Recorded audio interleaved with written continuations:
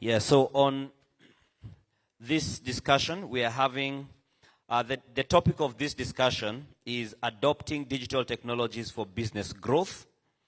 The panelists are Masi Mutemi, who's the managing partner of Nzili and Sumbi Advocates. She's also an internet law and policy advocate. We also have Kelvin Joka, head of products and strategy, digital and innovation at the Diamond Trust Bank. And we also have David Omoyo, the chief executive officer of the Media Council of Kenya. And we have Dr. Ehud Gishugu, who is the project director at Jira Digital Project at the Kenya Private Sector Alliance. So I will invite the good people I've just mentioned to come and join me on stage.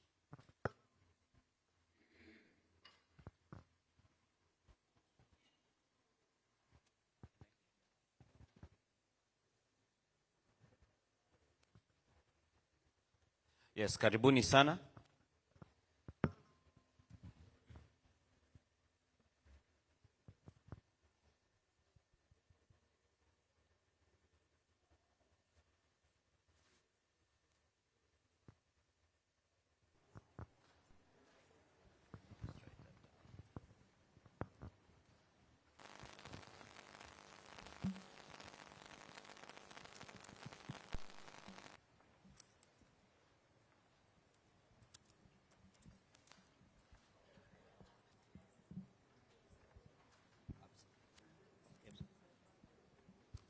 Okay, thank you. All right. Apologize for that small delay. Just to point out that I'm advised that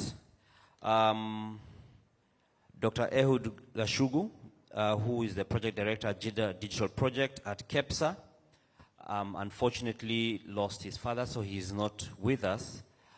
But he is going to be represented on this panel by Rachel Gathu, who's the private sector engagement lead at KEPSA.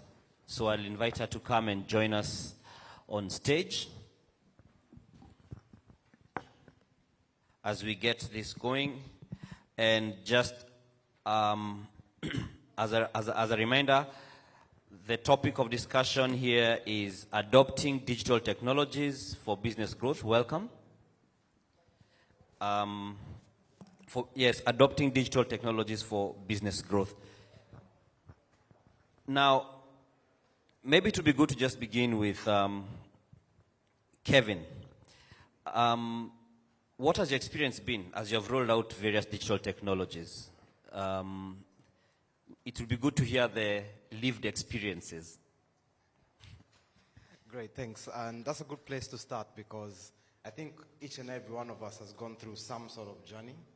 Mine has been more prominent within the financial services industry. However, in this particular journey, the interactions that you've had with the different players within this particular ecosystem has been diverse. And quite frankly, it's not been simple because there's always a moving target. It's either the business environment in which you're trying to innovate or solve for, or it's the changing consumer or end user needs. So effectively what that has actually led us to forcefully have to go through is continuous change. And by this, I mean, it's either looking for the next best solution that would better address the particular inefficiencies that you've previously experienced, or it's learning something new that will help you solve the new age problem that you'd have in front of you. So quite frankly, I don't think we are there yet. It's always a changing, it's a moving piece. I wouldn't say that this experience has taught us we know everything. There's always that next thing that you have to figure out. And sitting here with the like minds that we have sharing this particular discourse, I'm quite certain I'll also pick up a couple more things that I'll take back home and make good use of. Great, thank you very much. And I think I ought to just have the same kind of question thrown to Rachel. You know, as the private sector, what are some of the experiences that you've seen your members encountering as they've tried to, you know, adopt digital technologies? Thank you. So ideally, the private sector, they're categorized. So of course, there's a small, micro and small, medium-sized enterprises, the large ones. So with the small enterprises, adopting is relatively faster, but obviously because of their scale, given that they're very small enterprises, you find that challenges of capacity. With the digital technologies, a lot of them do require heavy investment, so you find that adopting them has been a challenge. But this again can be overcome by using the available solutions that are there. The needs of small businesses would be mainly in terms of digital marketing, expanding their sales, and expanding their merchant base. So with this, using the available e-commerce solutions that are available, Facebook, Instagram, they're all easy. It's easy setting up an account. So those are some of the ways they can be mediated. With the large enterprises, of course, due to their wider base and the huge infrastructure, there's obviously the legacy systems that are already in place. So having them easily adopt and changing their mindset, as well as changing the legacy systems that are already in use, has been a challenge in having them adopt the digital technologies. So of course, this has a lot to do with training, sensitization, but I think the statement is always you adapt or you die. So I think that's basically what we've seen in the Kenyan landscape. All right, thank you very much. I will be coming back to you. And again, just still on experience, I want to bring in Bwana Omoyo because of the media space, you know, where you play, so to speak. Like has been said, it has been disrupted. What do you feel that mainstream media needs to do to stay competitive as technologies and the, you know, market dynamics keep changing? I think largely will be build their own digital skills and reflect about what they need to do. Because what is happening is, if you look at the media trends, people are transiting from newspapers to radio and TV. And before we transit to radio and TV, then the crowd that are gathered there is transiting to digital already. And then before we find them at digital, now they're going to mobile apps and all that. It's really a very fast journey. So being alert and moving along with the technology rather fast. And I think the most important is fighting internal resistance. That when you say digital, there are many people in the media who, when you mention the word media, they know bank copy. If you know what it means, go to write a newspaper. You mention media, they know write a newspaper. And then you tell them digital, you say we have a few young men who are developing an app, and people say no, we cannot be led by a team of young men. These ones cannot lead. We are a legacy media house and all that. Not knowing that by then delaying that, you are losing opportunities. And so over time, you find that we have a crisis of overheads for newspapers that not many people read. Yet smaller institutions that just want to, you know, just throw news flashes on phone and all that, do not have overheads and all that. So practically, I think that accepting, fighting the resistance that comes naturally with technology, and making people comfortable, the generational gap and all that. The people, when you tell them digital, they think you're going to send at them home and all that. Otherwise, I think media is, you can see the spirit of wanting to digitize and move, but then there is another big spirit of fear. We say that we need to get, you know, government should help us support newspapers. Well, that is a good request, but you know, we cannot beat Kenyans to buy newspapers if they are not buying newspapers anymore. So, you know, you can say cut tax on papers and all that. But if the consumer, the ultimate person, is not buying a newspaper, it is beyond policy. So I think it's about really embracing change and genuinely agreeing that life is moving technologically. All right, thank you. And now, as we are talking about, you know, adopting digital technologies for business growth, so different companies are adopting different technologies, different strategies, different systems. So I bring in Mercy as, you know, as a lawyer. What are some of the areas that businesses should be keen on so as to not get into trouble legally? Because it's a fairly new space. So people will just, and I think maybe especially around the time when there was COVID and every business was struggling to survive, you keep putting out products, new things, but you may not really think of the legal implications. So what are some of the potential pitfalls that they may encounter? Yeah, actually, you're right. That's really what we've observed so far is that the children already boarded the school bus but left their school bag at home. So now we have to figure out how to get the school bag to school. That really has been our experience with adoption. And when you ask the legal challenges, I think, just a disclaimer, if as I'm going through this list, it becomes a very long list, just remember I'm a lawyer, and the more problems you have, the better for me, but also for the people in the room. I think I've had an opportunity to interact with a lot of you, and you come from complementary industries. Think of those problems as potential solutions that, and potential products that you could offer to solve someone else's problems. The first is the technology itself. And while technology is supposed to be neutral, there could be some inherent problems with the technology. For example, a lot of us have employed algorithms to make decisions for us. But who's training those algorithms? Have you audited your algorithms to check for bias and to check for discriminatory decision making, for example? There's technology that you could roll out that could be discriminatory in nature. We've just had the conversation about how a lot of children were left out of the education system during COVID. That's a technology problem. You rolled out a product in only one mode. It could only be accessed in this kind of technology, which is just the internet. And you didn't give you USSD options, although I know there are people who gave those kind of solutions. Those are legal problems because very easily you could find yourself in court answering for a discrimination case. Even when you talk about surveillance for security purposes, a lot of us own buildings, and for us, security is important. What kind of surveillance have you put in place? Do people need a retina scan, for example, to enter into your buildings? That's good for you because you want to ensure security to the maximum, but is that good, for privacy? So you have to look at the technology itself. But beyond that, it's consumer protection.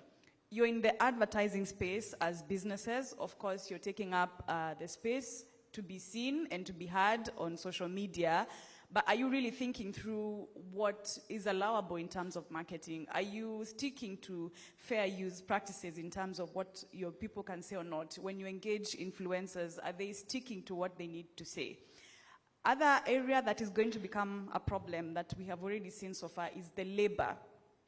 Yesterday, while Daktari was talking about how they had to leverage, it's going to get to a place where you're possibly going to automate everything about your business processes. And you're going to digitize everything, and then you'll ask yourself, do I really need a 1,000 people workforce? And that is going to become a legal challenge if you don't handle that situation with care. Because at the same time, tech presents a very unique problem. It's not that you don't need people, is that you don't need them in the traditional sense. So it's like a new workforce, a new employment structure that's necessary just specifically for the tech. And how a lot of people have done it, the shortcut is to, throw it into the gig economy, even for very sensitive jobs. But then that presents another issue, which is the intellectual property problem, which again, if you don't handle it correctly, is going to become a really, really big problem. So what does the workforce for a tech future look like? If I'm digitizing, then what should I really do about my labor? If I want people to work from home, to have that freedom to work from home, am I also encouraging them to, be free at the new workstation, or do I want to track every keypad strike, every mouse click? Do I want their cameras to be on at all times, and what kind of privacy issues does that bring out? Again, I think the last thing just on this issue is our social media presence. We really want to be seen, and we really want those TikTok accounts, but it's to think about, as a company, as the government, as institutions, what mobile handsets are we using for this? How much information do we want to give the algorithm, and what kind of legal problems could we find ourselves in? So as you can see, there's a multiplicity of legal problems that you could end up in, but generally, as you adapt tech, you need to step back and really ask yourself, what legal traps am I setting for myself, so that you can cover those traps beforehand. All right, thank you for that. And we shall be getting into this so you can get some specifics excuse me, as to what potential opportunities and challenges there are in regards to the law and the digital growth. Kevin, I want to come back to you. And again, because of where you sit, we've seen instances where, say, banks are hacked, or you find, we had some cases not too long ago where we had some guys saying they've received random money from a bank. And this is a lot of the technology base. It's based on technology. So how do you safeguard yourselves, as you roll out your products and the technologies? Because the technologies have a lot of benefits, but some of these setbacks. So what do you do to sort of safeguard yourselves and ultimately your clients? Good question. I think there's no one solution that fits all, and it will be customizable to each and every other platform or system or application that you take to market. However, there is a general rule of thumb that I would offer as my guidance from experience on how best we've been able to do this, presently where I am and previously through experience.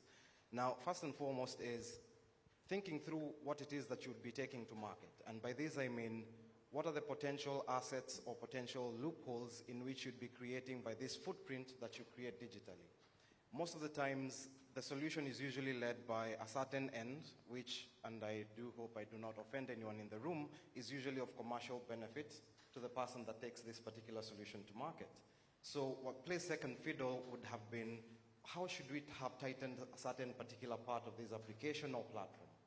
So some of those things that you'd want to do is ensuring such that from the lowest level in how you take, say, certain solutions or certain technologies to market, is to identify what are those new risks from a cybersecurity, for example, be it even at the transport or communication layer where most of these exchanges would be taking place. Are you opening up with this new solution? Now, knowingly identifying what those assets or what those new capabilities are helps you focus more effort as to determining what do I need to ensure I can build over and above the end problem that I'm solving for. And how you best do this is, at least as far as DTB is concerned, we have what we refer to as a red team. So what this team does is they deliberately have to reenact what would happen in a real life scenario and get into this particular platform, see if they can identify certain vulnerabilities. Yes, I know that would be more of a position of, they would have a higher position, I guess, because of easy access. However, there's a growing community of hackers, both white and black hat hackers in the continent as well as Kenya. And I have seen some very proactive exercises taking place, if you don't mind me digressing a bit. So what will happen is a company like DTB would approach this set of persons, and what you ask these persons to do is that they'll go out for a bounty. If you've played any games, everyone's going after the red flag, right? So effectively what they could do for you is you put prize money on the table, and you're trying to subject yourself to a certain set of barrage of attacks to try and see what unknown loopholes that you've not identified and get those resolved. Of course, this is done under certain control mechanisms. It's not open-ended. However, over and above this, I think business continuity management and risk plans have to be in place to ensure that you're constantly checking and rechecking the various facets of the various assets and combined elements within these particular solutions that you take to market. Now, it doesn't take away that security sits first with the end consumer and the responsibility they have to get to understand what it is they have in the palm of their hand. Let's take the example of mobile-based applications. So there's also a responsibility of the persons that take these products to market to ensure that they are constantly ensuring that their end consumers are aware of what risks there are. For all intents and purposes, if I divulge all my information to you, no matter of security I will put in my place will restrict you from taking over an account, for example. So responsibility not only stops with the party that takes their solution to market, but it is also an individual prerogative to ensure that either A, information that is disseminated is well consumed and understood as to what that actually means. So it's a multiplicity of factors, I would say. All right, thank you. And we do have Dr. Bright Gameli Madwur, who's going to be speaking to us later on in regards to cybersecurity. So you will need your notebooks for that one. I mean, his name already betrays him, Bright. So it will be a good chance for you. Wow. So I want to once again go to Rachel, and feel free, in case I have asked one personal question and you also feel you want to contribute, just alert me, and then, so it's not an interrogation, it's a discussion. Do you feel that businesses have, because you work with a number of businesses, as KEPSA interact with, your members are, are divergent, are different rather. Do you feel that they have a good grasp of this thing called digital transformation, or are we still at, I have a Facebook page, I have a Twitter handle, and we just joined TikTok recently? I think they do have a good grasp, but unfortunately the myth has been with digital technologies is about systems. So most people understand using CRMs and ERPs as the systems that you're digitally, you've been able to adopt digitally. But aside from the systems, there are also processes. So as a business or as an organization, you have marketing processes, you have procurement processes, and all these are services or processes that can be integrated digitally. With marketing, right now, I think marketing is the biggest function that a lot of private sector are using digitally. So you find that whenever they need, they're able to easily outsource and they're able to use their various platforms. But there are also procurement, there are also hiring services. Right now, a lot of jobs, for those who apply, you'll go to Fuzu, you'll go to LinkedIn. But aside from that, there are also other platforms that are being used whereby businesses can be able to easily source for talent directly. In addition to the resource, there's also the traditional outsourcing, which a lot of businesses have adapted. But with the emergence of technology, there are also digital platforms, which a lot of businesses, internationally, they are aware of. You find that big companies, the cloud factories, have already set up here in Kenya, but they're actually getting work from international companies who are using their services to be able to perform some of their tasks. So a lot of private sector, there's a little bit of understanding that needs to be a lot more sensitization for businesses to understand that while yes, probably in your small business you might not require the high-tech functions that a lot of service providers are doing, but there's traditional jobs can still be carried out, but they're being mediated through digital technologies. So while yes, they are aware of it, I think a lot more has to be done. And of course, segmenting it according to the needs of what your business is about. All right, thank you very much.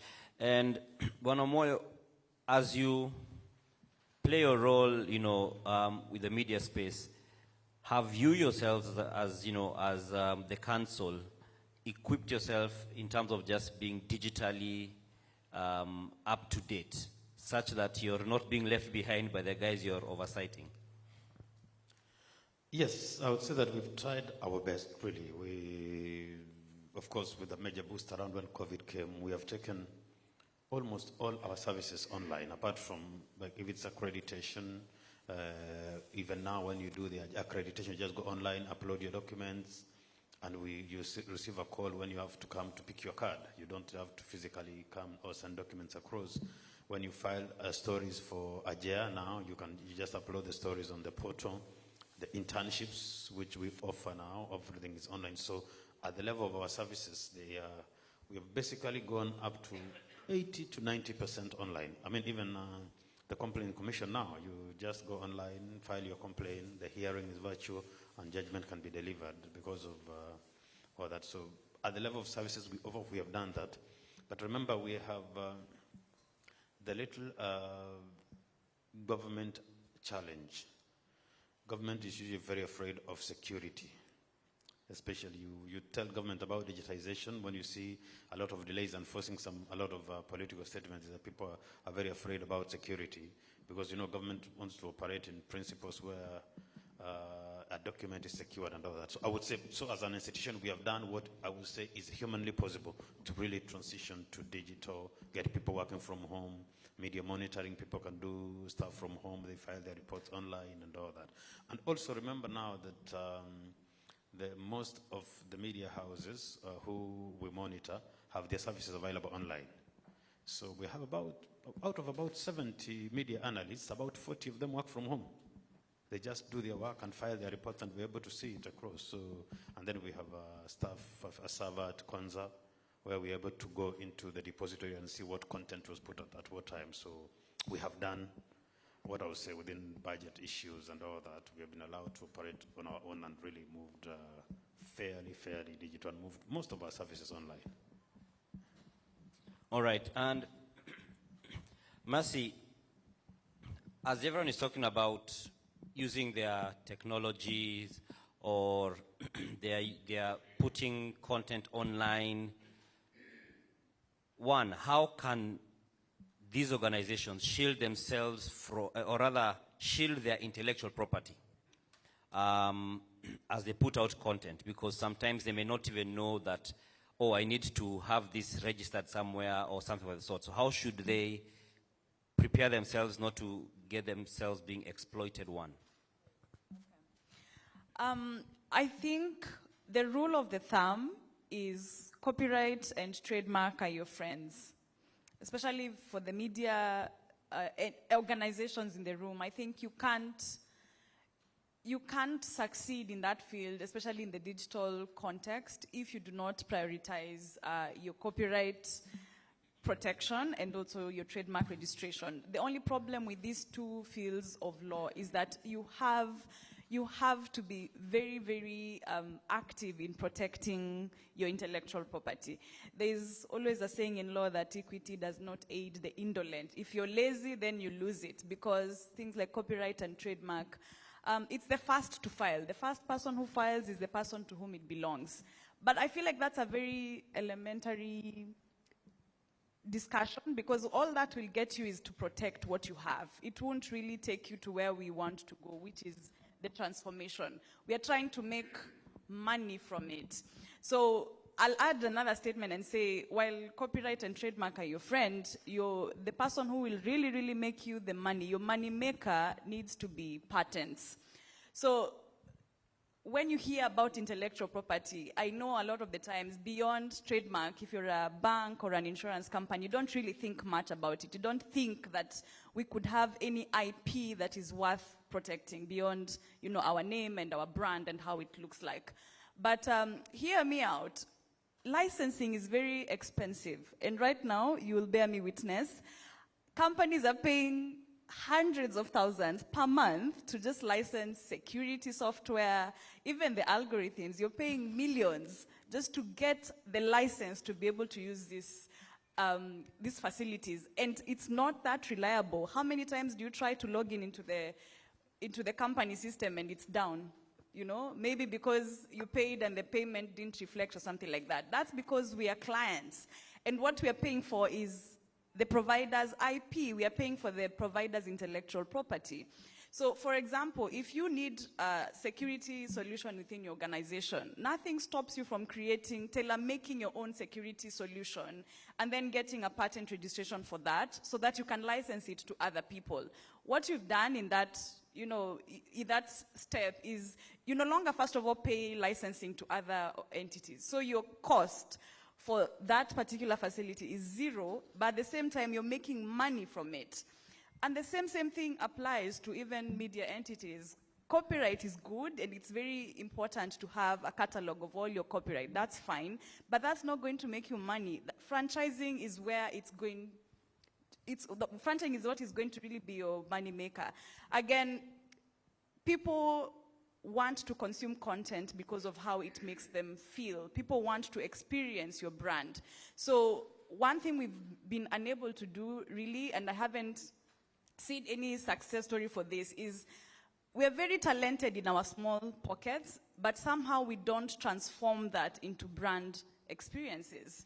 Yeah, so for example, we have creatives, there'll be good singers and there'll be good actors, but beyond that, you can't say what it is to be Dan Mwangi. What product makes me feel like I have experienced Dan Mwangi? Because you've not taken advantage of your brand. But that's where the money is. That's the whole point of intellectual property, is to make money off of your brand. Not just your work, but your brand and what your brand represents. So nobody has an excuse to not take up copyright and trademark. That's the bare minimum. At least protect your work, but really take it to the next level. Let's just stop being passive users and pay monthly fees in licensing and leverage on patent now. Let's get to the next chapter where we are patenting software, we are patenting algorithms for things that solve Kenyan problems. If it's a SACCO, SACCOs are very Kenyan in nature, so the solutions for SACCOs must come from a SACCO in Kenya. Think about that, yeah.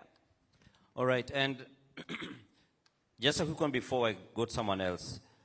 Those of us who are using images on our socials as we're pushing our brands, are there sometimes some fine prints that you probably do not see that expose us legally because I use a certain image and I didn't know? I got it from a website called freepic.com. First of all, if you really mean business, please say goodbye to stock photos.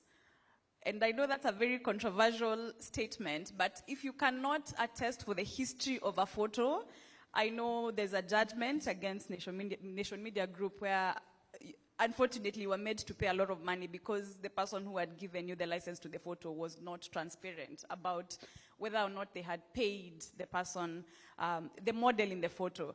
I think you have to take these things seriously. You have to have a policy on intellectual property, and a serious one at that. You have to have a policy on your models and have them sign proper release forms.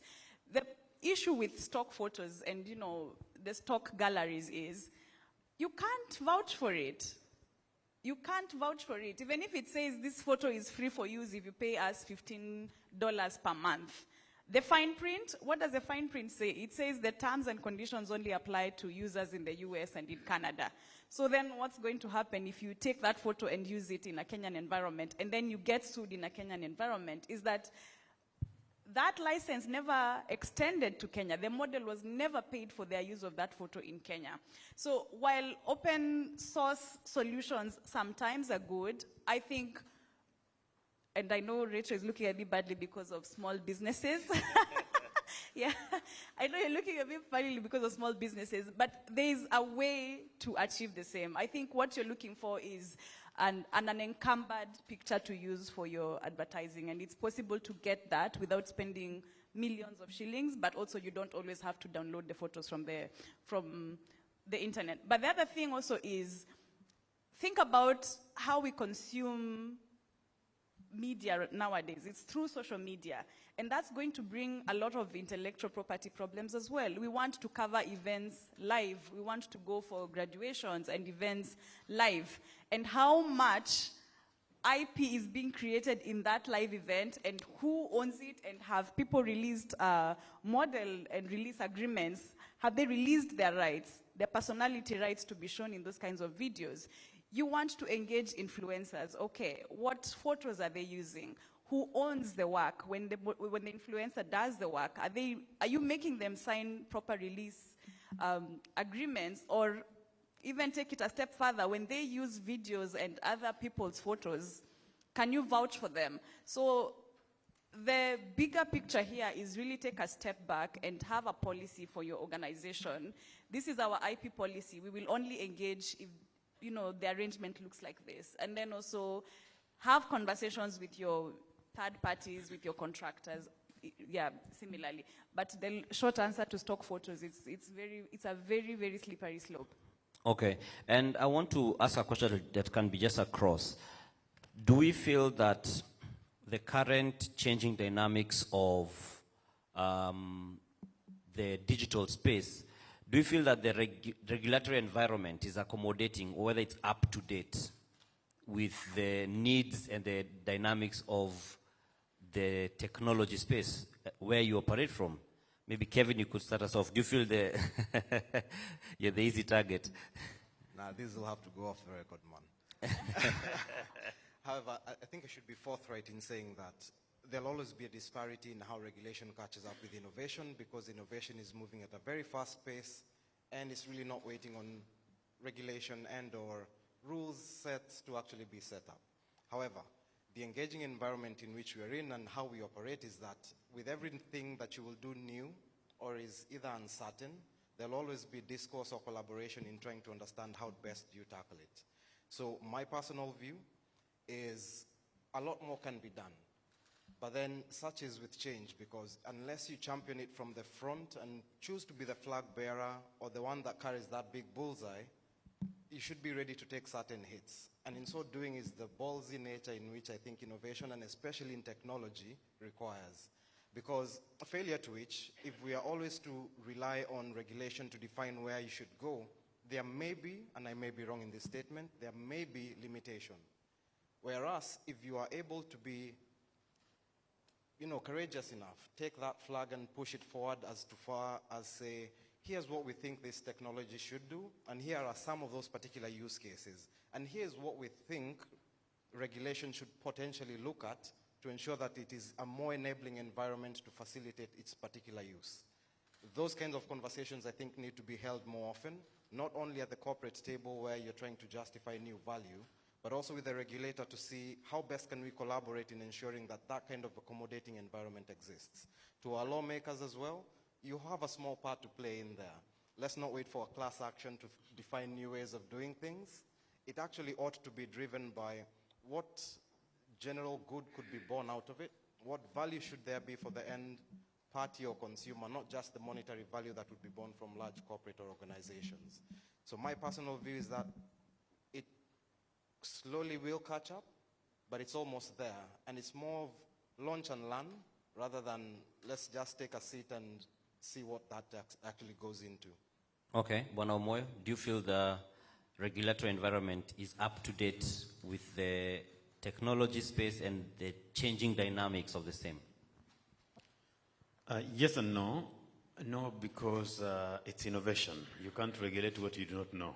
You could not have set a rule for TikTok when it suddenly comes, then you find that it has algorithms from China and all that, so you can't be that fast.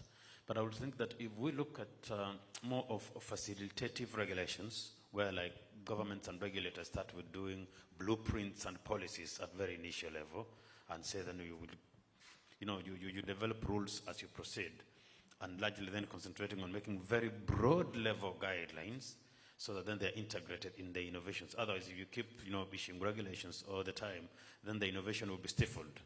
So I think if we have, especially, and if you look at blueprints, because then they even show opportunities for support, waivers, and all that. Otherwise, if we have, because again, remember, regulators are state agencies. If we have regulators sitting in one corner, then people learn how to jump and hop with one leg. Then they say, you're hopping too high, you need to use one and the other. Then that will really stifle. So, and then I think we're almost also getting to a level of co-regulation.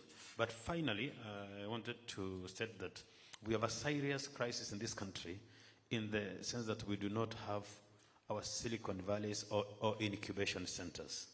It is very expensive, for example, when a CEO at NMG to try a new thing, because the institution is so big and it's so expensive to try a new thing. But if you had an incubation center in one of these good universities, you go try an idea, it's lesser costs, and then if you can change it, then you now take it and adopt it to an institution. But now, because we do not have such facilities in this country, you really have to, it's like trying to experiment something with a ship in the high seas.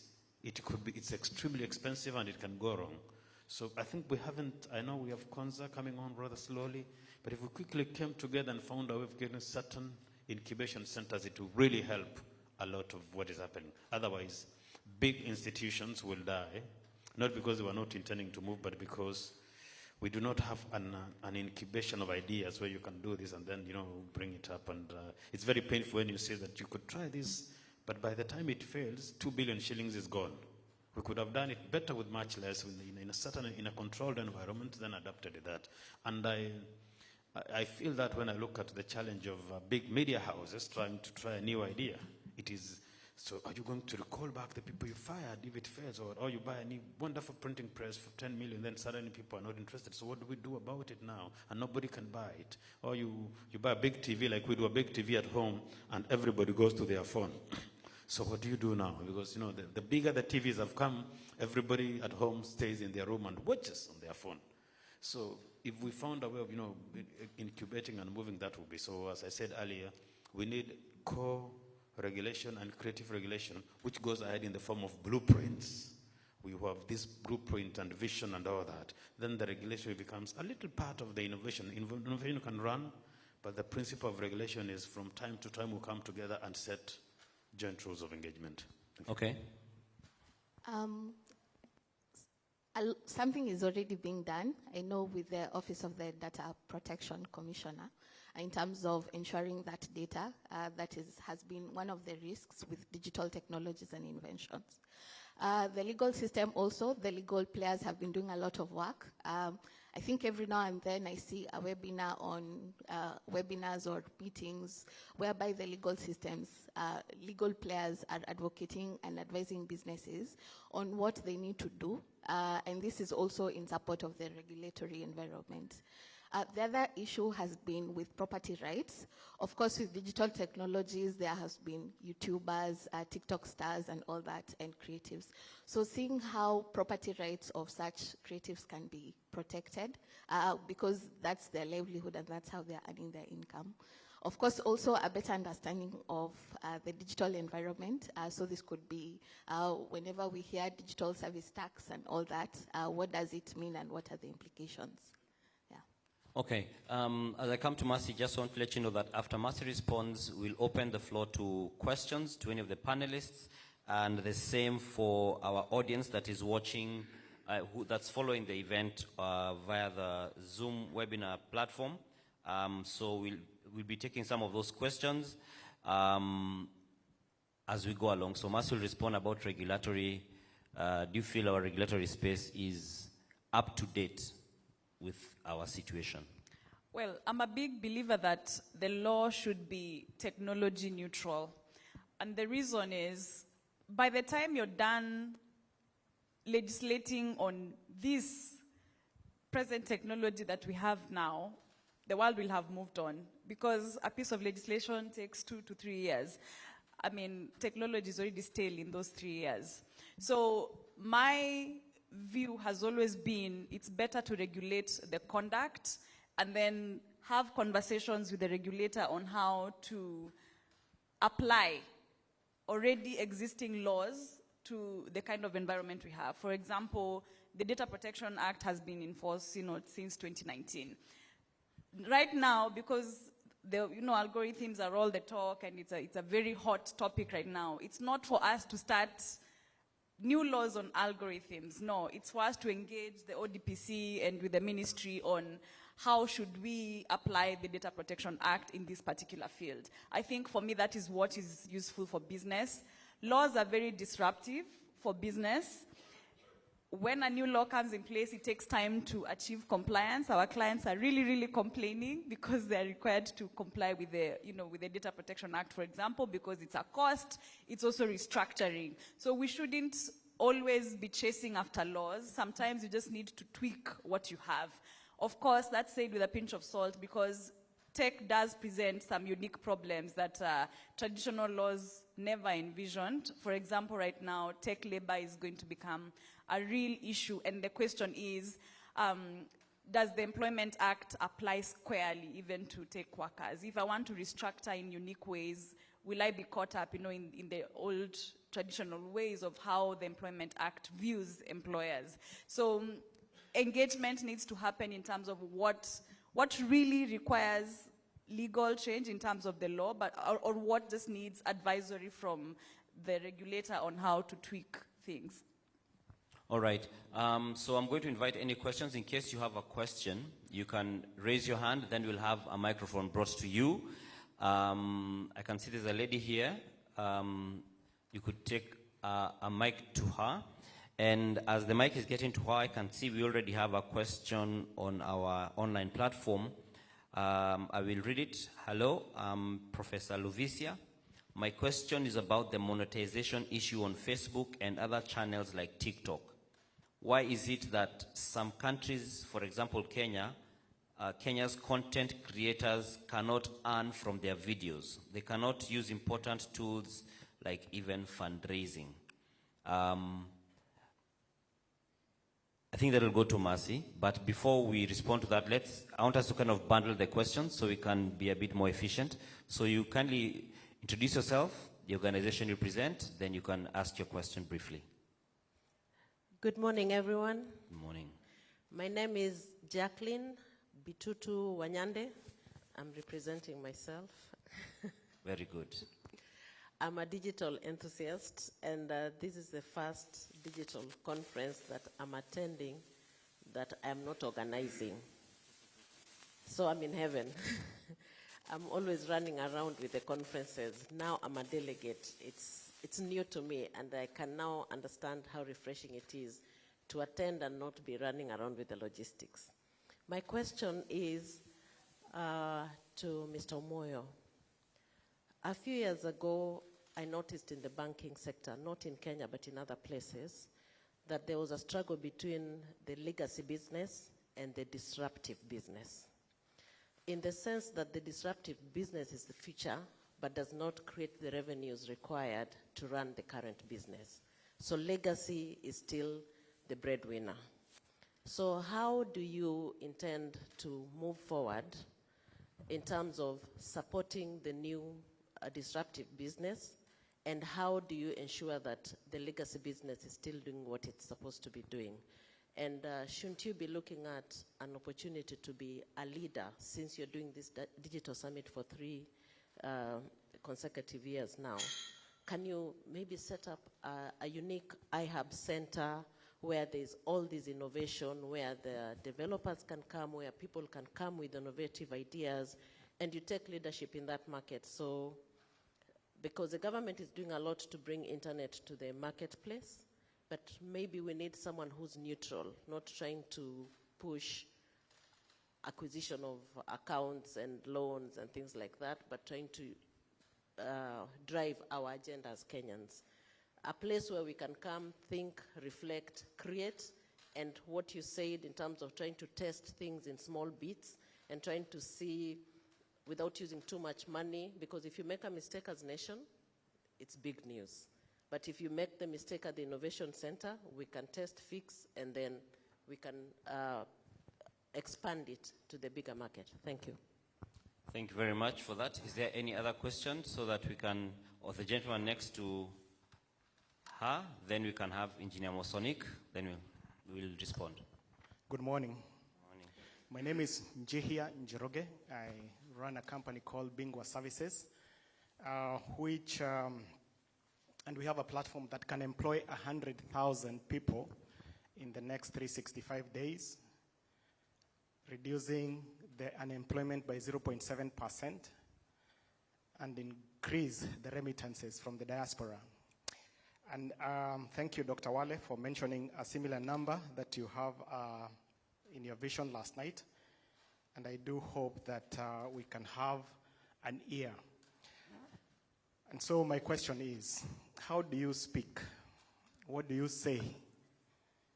And who do you talk to so that the government can give you an ear and know that you have a solution to their challenges? Because I've tried this for the last 1 year, written to the CAS labor, taken down to directors, had a meeting with NEA, and had a meeting with NITA, also written to the CS who was here, taken down to directors, and sort of it dies there. It doesn't move. So how do you speak to government? Who do you talk to? What do you say? And I think maybe some of you have DTB. I think you speak to the government. Maybe you can help us know how to talk to them and what to say. Thank you. Thank you very much, Njehia. Then we can have Engineer Mosonic, then we can begin the responses. Okay, thank you very much, Dan. Again, there's an issue. There's a question. My name is Engineer Mosonic. I'm also transitioning from government to private sector, and I'm very, very keen in this digital kind of research and transformation. Maybe there's something which you really ask, a very pertinent question, in the sense that where are we in various industries today as far as digital transformation is concerned? One, of course, I would be able to say that that question has not been adequately addressed, in the sense that, you see, we have the startups which we say they are in the first lane, and then the legacy companies, of course, which they have to go various kind of stages. So the key issue is really understanding what we actually mean by digital transformation. Quite often people see it as a technology, others see it from different perspectives. But in my opinion, of course, it covers the entire kind of business portfolios, people issues and digital issues. So I think that is something probably which we really need to do, and especially to gauge in terms of digital maturity, where are we probably as an industry. And I think, nationally, you can be able to take a forward step in the sense that we have started this digital summit. How far has this impacted in the industries? In terms of leadership, in terms of digital capabilities, how is it has been carried out probably within yourself so that you can be able to engage with the other key stakeholders? So I think that is a question probably which we need to really address so that in the next summit we can be able to see how far we have gone, especially in various kind of industries represented from various sectors here. Now, the other issue probably which was not again, which is keep coming up is when you introduce these technologies, what impact will it have in terms of employment? The government probably is looking on the other hand in terms of social component, in terms of employment. But you bring in technology, maybe it reduces in terms of robotics and all those kind of things. But I think research which has been carried out is, it has no impact actually. If anything is, there are some areas which human being still has a space to be able to drive this agenda forward. So I think that is something probably which we really need to address and challenge ourselves as we move forward. But the key issue is there are a lot of benefits in adopting this digital transformation in terms of customer experience, business model, and all those kind of factors. So I think that is a challenge we have. Thank you very much. Thank you very much, Engineer. So I think we'll begin with the question that was online that we had said would go to Mercy. And in case anyone else wants to add briefly, it's fine. I'll repeat it for the benefit of everyone. Hello, I am Professor Luvisia. My question is about the monetization issue on Facebook and other channels such as TikTok. Why is it that some countries, for example, Kenya, its content creators cannot earn from their videos? They cannot use important tools like even fundraising. I think I relate that question to what Engineer just said before he sat down. What does transformation mean to us? And adoption isn't equals to transformation. This is what I mean. We've had copyright law in place for many, many years. So in Kenya, copyright is a recognized right, and the courts will enforce it for you. But how many lives have been changed because of copyright? So we haven't really gotten to where we can say digital transformation has taken place in the creative sector. And this is one of the exemplifications of the problem. That yes, you're in a country that recognizes copyright as a right, but you can't monetize your copyright, which then points to a much deeper problem. When you listen to government policy, and I'm actually very encouraged with where the country is heading in terms of what Bonacia said this morning, a lot of our policies seem to be pushing for adoption. We want people to use internet. We want the government to onboard services online. But that cannot be our game plan. We will still be in this exact same position we are in because just using a service is not going to transform your life. So yes, we have creatives online. They are creating content, but they're not making money from it. Number one, because we haven't prioritized monetizing of IP. So the conversations that take place in terms of even government advocacy, they don't extend to the monetization of IP. They just extend to, you can register, we can teach you how to register, this is protected, but we don't take the conversation ahead. The government and Google, for example, have a very good relationship, which is something that could be solved at policy level. Like just advocate for fair pay. The issue with YouTube sometimes is even more complicated because you can shoot a video and upload it and not have access to it. A video could be shot in your company or in your country, and immediately you'll be told this video is not available in your region. And these are problems that can only be solved at policy level. The kind of environment these companies, big tech operates in is an environment that encourages them to look inwards and protect their users and the people who own content in their country. So without advocacy, they're not going to care about us. So I think the conversation that we're having right now is, yes, we have all these rights, we can do all these things, we can take up all these products, but how will they transform our lives? I could create 10,000 videos and still remain poor. Then what have we done? I'm just online. I've not really been transformed. Yeah. All right. Kevin? Sure, thanks. Professor Luvisia, good point that you raise, and I'd like to give a very divergent view here. I won't go into the laws of it or the controls that should be in place. I'd rather want to offer a more pragmatic approach that I would want for all of us to think about. We as a people, and I would want to generalize African culture for that matter, have come from a background where problem solving was a communal thing. We are social people. Whenever there was a problem, we would pull resources together and find a solution that worked for us, correct? So why is it so that when we talk digitization, we talk technology, we look outward to find the solutions to our own problems? I think it's a matter of us thinking somewhat differently and finding solutions that we know work for us the best way we know how. So building solutions for us, by us. And not just to talk the talk. For purposes of online content creators or those who would wish to monetize or commercialize their intellectual property or their brands, I believe there are solutions out there. I'll use DTB as an example. We are very large on doing strategic partnerships, and these stem across industry and sector. And how we are taking this back to put you in control of the driving seat is we're embedding finance to some of these particular problems that you solve. And by this, I actually mean I'm not coming to build a digital payment solution for you. I'm not coming to sell technology for you. I'm coming to enable the real value exchange that you need from the monetization activity off of such platforms. So be it the journey we shall take with you, be it to build, say, a marketplace of some sort or a digital content distribution platform, etc., we use the capabilities and technologies that we've acquired for purposes of solving other particular problems and are bringing this back to you and saying, hey, Mercy, you're a digital content creator. Here's how we see a certain solution could work for you. And this is the way we're actually trying to also change the view of what you see as a financial service provider, as opposed to it just being, I'll have you open an account. I think someone pointed that out. So this is the take we take right now as a representative of DTB.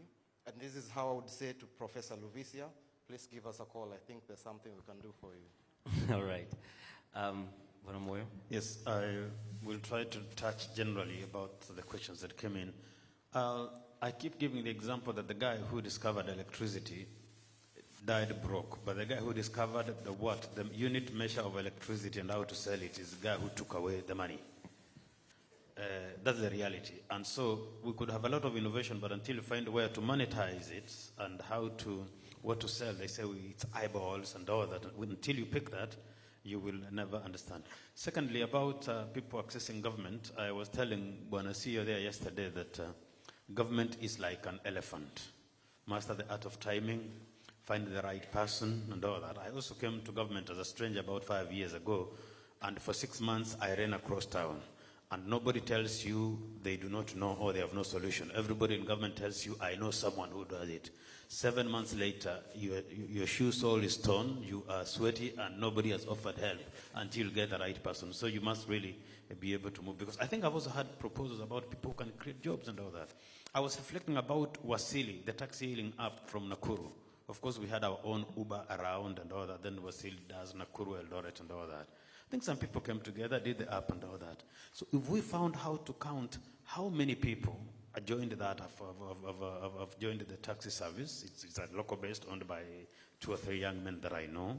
How many people have been saved because anybody can hail a cab within the region. So then you'll understand why maybe government is putting free Wi-Fi's and all that so that anybody can hail a cab anytime and all that. But finally, I think there are few things we missed as a country that we haven't reflected about. We haven't discussed a financing mechanism where good ideas can be financed. That way, we must stop government from doing everything. They do policy and lay infrastructure and let people innovate and all that. And if you have a mechanism like that, like the bidding, I think we saw some young Kenyan who sells coffee wins some money, partnership and all that, isn't it? We will be able to get some government money into it, private sector. And I think we have a lot of people, some they say they have either old money or lying cash, so that then those ideas can be thought about, incubated, and there is mentorship and all that. We have not discussed that. Number two, as a country, we have not really kept records of what is happening in digital and how many people are benefiting, like the Wasili I said, the Ubers I said. There are very many people benefiting, perhaps into millions. We haven't found how to, we don't have numbers to release and show the humans in that. Just the same, we have the many students who do some, they do exams or academic writing and all, something that I think was launched by Kibaki, and then people jumped into it, and a lot of young people are doing that. We haven't really learned how to document, and that is why, and it's a serious African problem, we have people who are in the West who have written books about how they came and discovered us. You know, the people who discovered Kenyans, the people who discovered Mombasa. Yet we were here, we had not discovered ourselves and all that. So we have a problem of documentation and record keeping. We have not thought through the chain of innovation, incubation, monetization, and all that. So we just get into the things we cannot.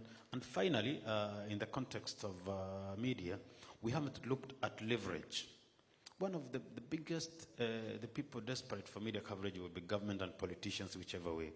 You could very easily, well, not easily, you could find a way of getting some financing, and the leverage is a negotiated airtime on certain things, of course, without compromising the independence and all that. Say that give us 2 billion, we'll do this. You'll have an insert per week for a period of time, and this or that. So there is that failure of us connecting all the dots. So the dots are all floating, and we very likely have to rely on going out to get some foundation to give us $50,000.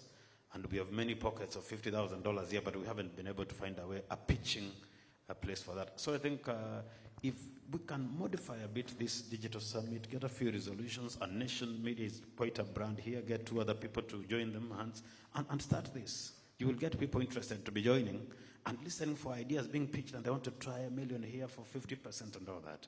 So I think if we connect all the dots, we have a lot to do, and then we will put government in its place as a facilitator and provider of infrastructure, because then suddenly government is going to start providing taxis and the printing service, and that's not their work. They should provide fiber and all that. But if we don't then move in and utilize, then they will move in and we will lose out. Thanks. All right, Rachel can give a comment, then we can take our last round. I can see a few questions online, so you could respond, then we'll pick them. Okay. So within the private sector, we are one of the implementing partners of Jira Digital Project, which the CS mentioned. And the goal is to be able to look at how can we create digital and digitally enabled work for young people and make Kenya a destination for freelancing hub. So looking at the question in terms of monetizing, in our work we've been able to see, to engage different players within the private sector and see how we can be able to create jobs within the private sector who create 84%. So in terms of monetizing, there are a lot of skills that have been created, of course, with innovation, and I believe this was mentioned sometime, was the creative destruction that comes with innovation. So a lot of traditional jobs are replaced with the new ones. So as a content creator, if you're on YouTube and you're looking at how can you monetize, looking at it as a skill, it means that you're able to push for talent. We've seen a lot of platforms that have emerged who are pushing digital marketing, which is one of the most demanded services among businesses, because every business, whether small or large, needs to push awareness of the product that they're selling. Twitter, a lot of influencers have emerged who are pushing products. Every now and then, if you log into your Twitter and you see through your accounts, you see a lot of people pushing products. If you go to others within Instagram marketplaces and Facebook marketplaces, while I understand the question was specifically on TikTok, but if you look at it in terms of the skills that you have and the demand that is there, what opportunities or what avenues are there for you to be able to create and earn a living from that? All right, so I will read out the 2 questions I can see here online, have them responded to. The first one is, he says, hello, I am Renson Yeri. a journalist in Kenya working with the Kenya Diaspora Media. My question is on how the YouTube platform is conducting its operations. Why is it impossible for content creators to access customer care services from their office in Kenya? Channels are being closed without any proper explanation, and when one goes to seek clarification from the office, they are sent away just like that. How do you overcome this challenge? So that I think goes to Mercy. Then we also have Nomonde Shezi. Or rather, she says, they say, hello, I'm Muzi Thembekwayo from a company called Human Insights based in South Africa. How do you keep up to date with the changes in digital marketing? All right, so those are the two questions that we have online. Do we have any burning one before we close this round? We'd like to close and go for some tea. We have 1, 2. So let's kindly take the mic. Let's take the mic to, there's a gentleman here and there's another one there. They can ask their questions briefly. Then we shall, here he is.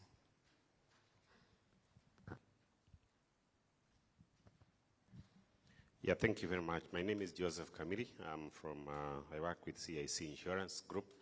And my question is on digitization and the Data Protection Act. Now, you find that digitization have really opened up the customer data amongst organizations and also with partners.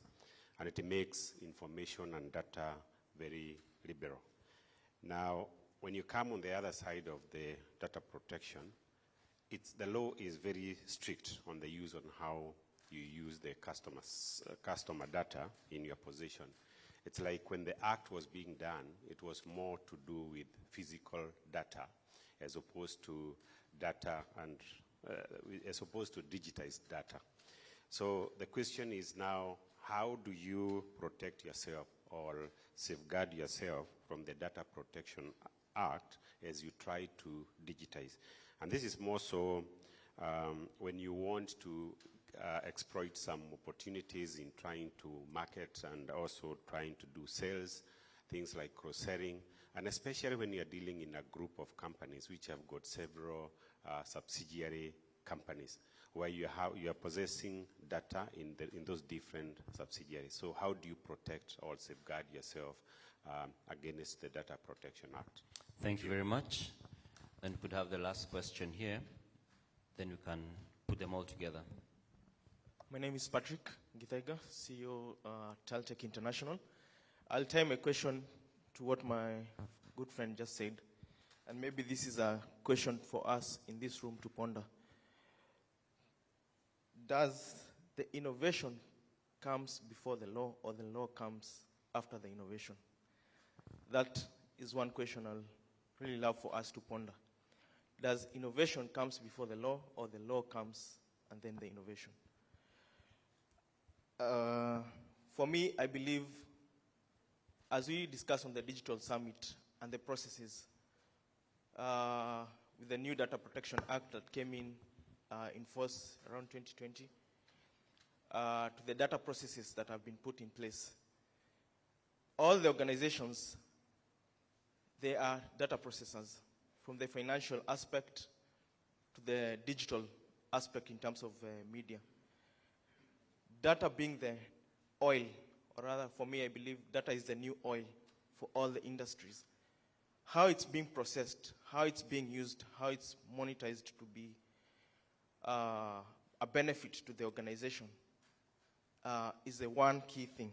My question is driven to the panelists.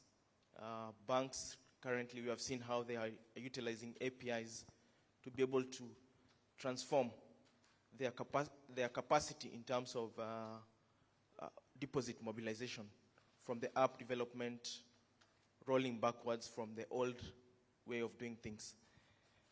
My aggregated question on this, in a nutshell, what is your thinking in relation to the data protection which has come in place, to the innovations that have not even been considered by the current law, to fit in for the upcoming future, which will also come out from this particular summit in terms of new great things that are going to be discussed in the coming 2 days.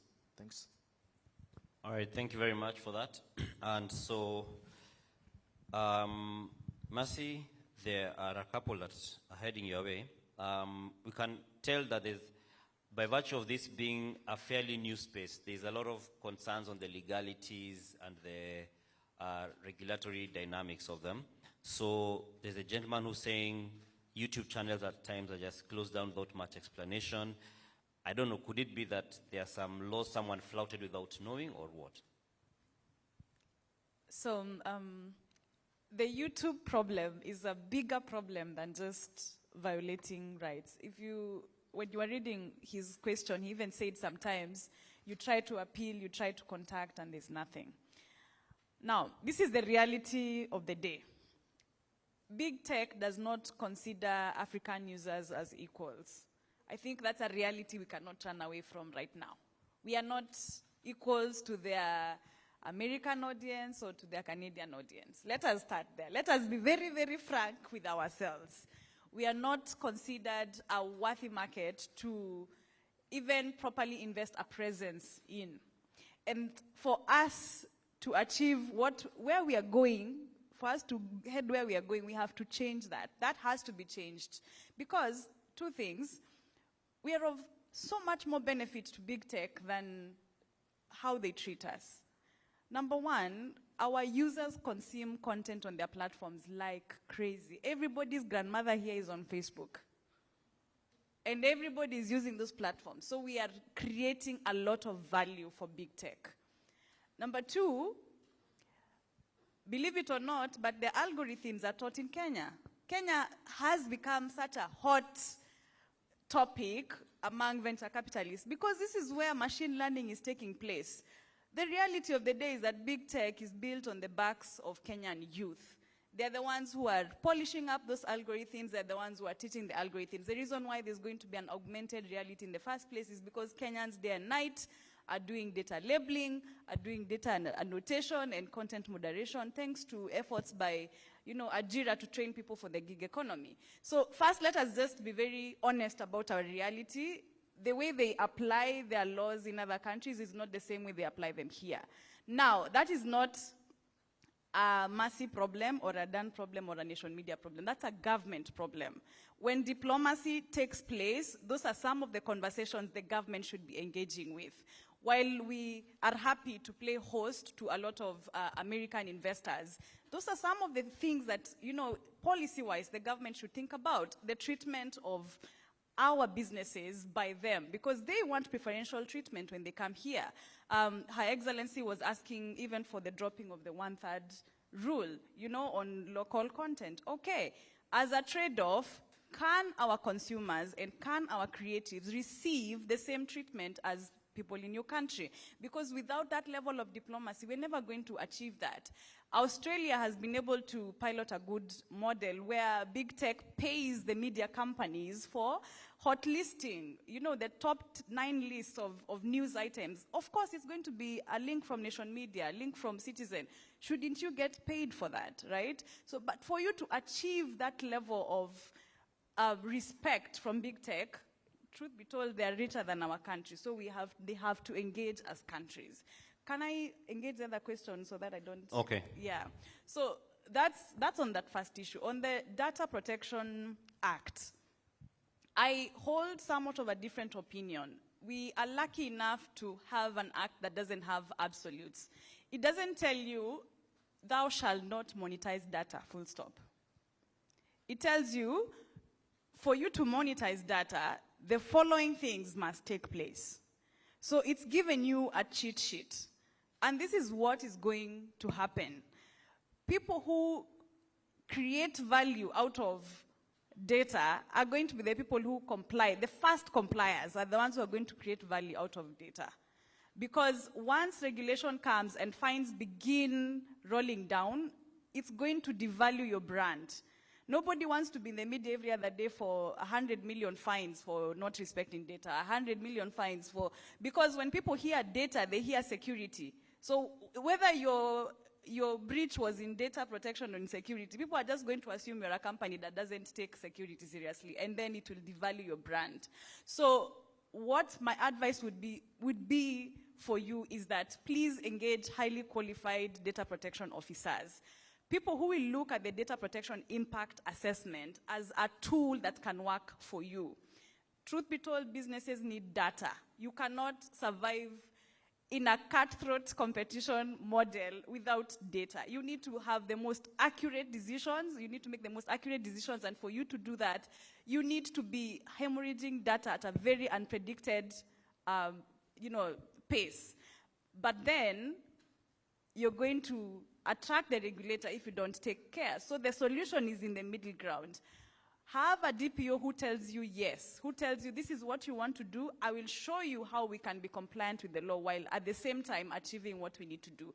I don't agree that for you to, advance into the next level, you're going to have to give up a lot of your business models. No. Again, borrowing from elsewhere, people have been able to leverage on, just data protection, but at the same time being compliant to the law, because the law has told you if you comply with these conditions, then go ahead and make your millions. The regulator will not be after you. Yeah. Okay, thank you. Kevin, then we can go to Rachel.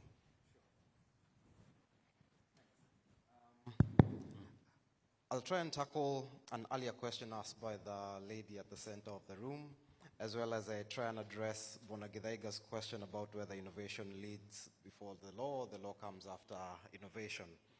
And the earlier question that was stated, I'm not sure we tackled it properly, was legacy vis-a-vis disruptive businesses, right? Now, there's a concept in the tech world and in innovation of digital twins. What digital twin means is usually you're taking the safer bet of trying out what is new to you or what is supposed to come and change and automate, digitize, what have you. And usually what happens in this type of model is you create adjacent business models to what is your core business. In most cases, and it may be called out as something more nefarious, is if that thing burns, throw it away. So effectively, this has been the halfway house that has made most people most comfortable to both be disruptive within themselves and to try out new things. And in most cases where that is successful, then the runaway business model becomes partly either your main business and or you take on a very different path, start up new companies or branch out from what you'd have been doing as your normal business. So Bonagidaiga, with that consideration that at the end of the day there has to be a driving force, there has to be a vision for why you'd want to innovate in the first place. And if you have the right conviction to actually justify what that path would look like, of course there's everything else in between, planning, etc., then they both can coexist and happen in tandem. But it's not as easy as I would make it seem. You will have to take certain parts that will be uncharted, and being that flag bearer, I believe what will happen is you will be defining what you think based on your experience would be the right path to take. And engagement with lawmakers, policymakers, government, regulators, so on and so forth, is part and parcel of that particular process. And in so saying, I believe it would address it. To our colleague from CIC, how do you capitalize the wealth of data that you may be sitting upon as a subsidiary or as a conglomerate of multiple subsidiaries? I don't think there's a right or wrong answer here. However, it's really about the blueprint that you put out regards the business that you'd want to run. So data will sit in disparate places. Yes, by regulation, you may not share this data across, but I believe there are simple precepts that you can follow. IT 101, CRUD, create, update, delete, I think R is the review. Effectively within that very simple process, there are things that I will not say here on record that you could do, but you could see me separately. And I believe the create is the key factor that you go for. Insurance business, telemetry data right now can be captured from a whole wealth of places. Think of the mobile phone that you have in your pocket. Could measure the distance we take here back to our hotel rooms. Is that a risky driver? You could make a decision of it.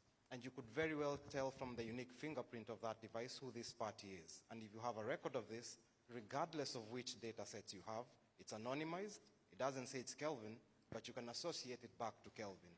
And thus, to the question from the online party in Human Insights, such same data is what then can develop newer marketing insights and new marketing drives as to how, for example, you will tap into this particular clientele. Same thing applies to IoTs. There's discussion about agriculture here, right, and agribusiness. Precision agriculture is something that I believe within Africa, not only Kenya, could be something that we can take to the next level.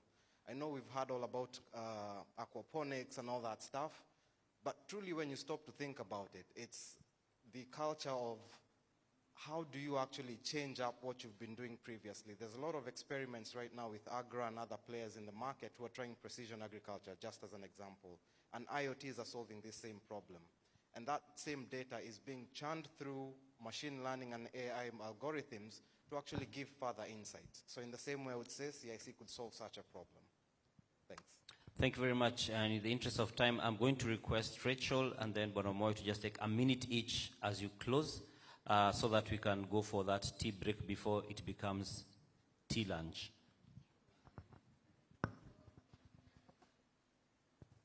So I think I'll quickly also address the disruptive and legacy system, but I look at it different in the sense of innovation.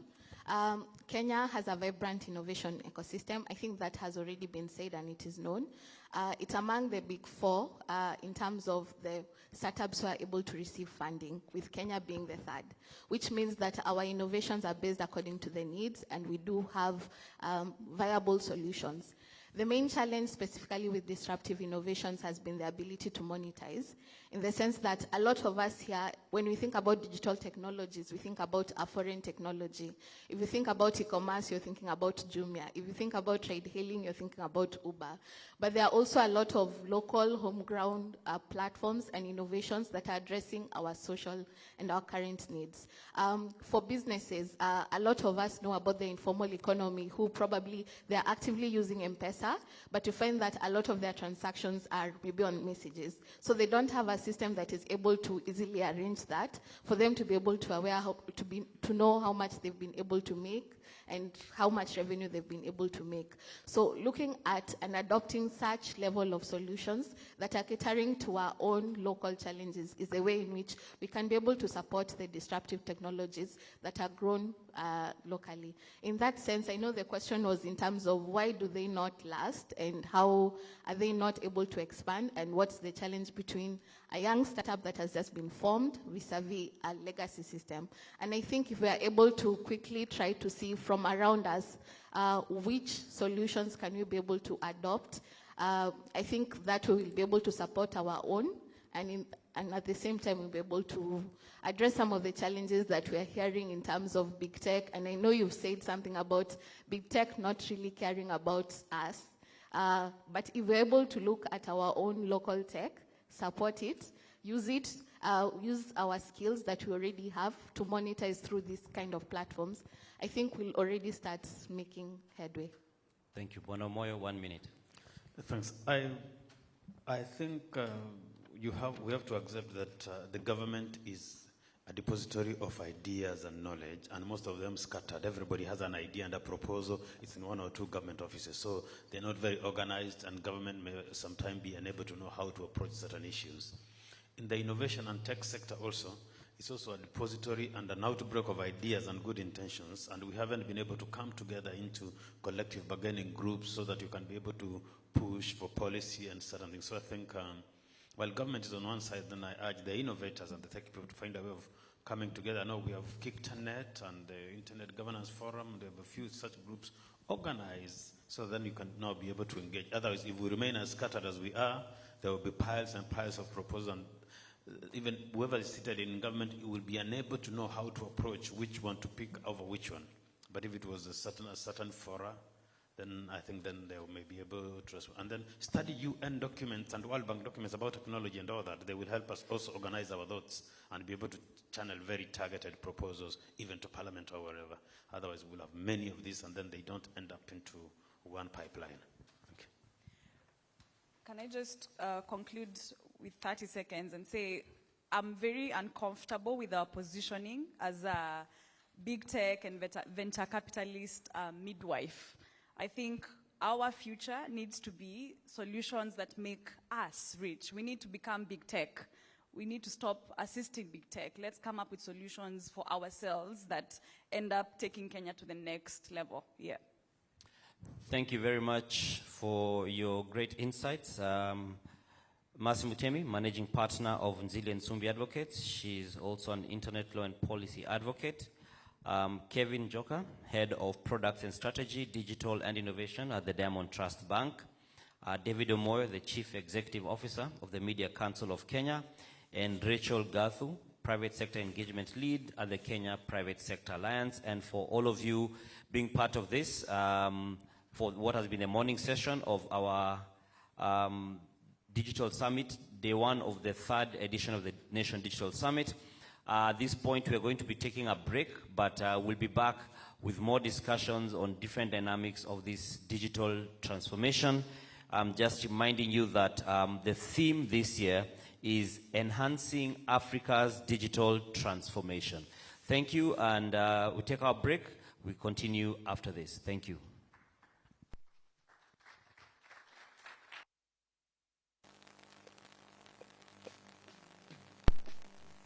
Tea is served outside, I believe. So we could take a tea break. It's now 11.